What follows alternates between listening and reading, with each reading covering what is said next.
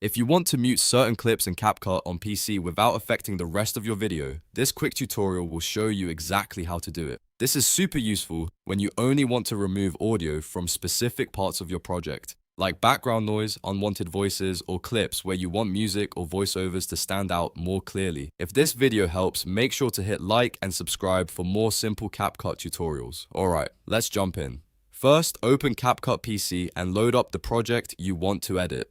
If you haven't already added your footage, import your video clips into the media panel and drag them down to the timeline. Once your clips are in the timeline, take a moment to find the exact clip you want to mute. You can click on the clip directly in the timeline so it becomes selected. When a clip is selected, CapCut will show its editing options on the right side of the screen. Now look for the audio section in that right panel. This is where you can control the sound for the individual clip you selected. Inside the audio settings, you'll usually see a volume slider. To mute that specific clip, simply drag the volume down to 0. If your version of CapCut shows a speaker or mute icon, you can click that instead to instantly silence the clip.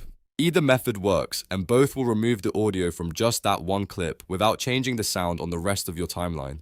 If you have more than one clip that needs to be muted, just repeat the same process. Click the next clip, open audio again, lower the volume to 0 or use the mute button, and continue until every clip you want silenced has been adjusted. This is a really fast way to clean up your project, especially if you're editing a video with multiple segments and only certain parts need to be quiet. And if you ever want to bring the sound back, just select the clip again and raise the volume slider back up. Before you finish, play back your timeline and check that the right clips are muted and the rest of the audio still sounds good. That way, you can make sure everything is balanced exactly how you want it. If this tutorial helped you out, don't forget to like the video and subscribe for more CapCut tips and easy editing guides. Thanks for watching, and I'll see you in the next one.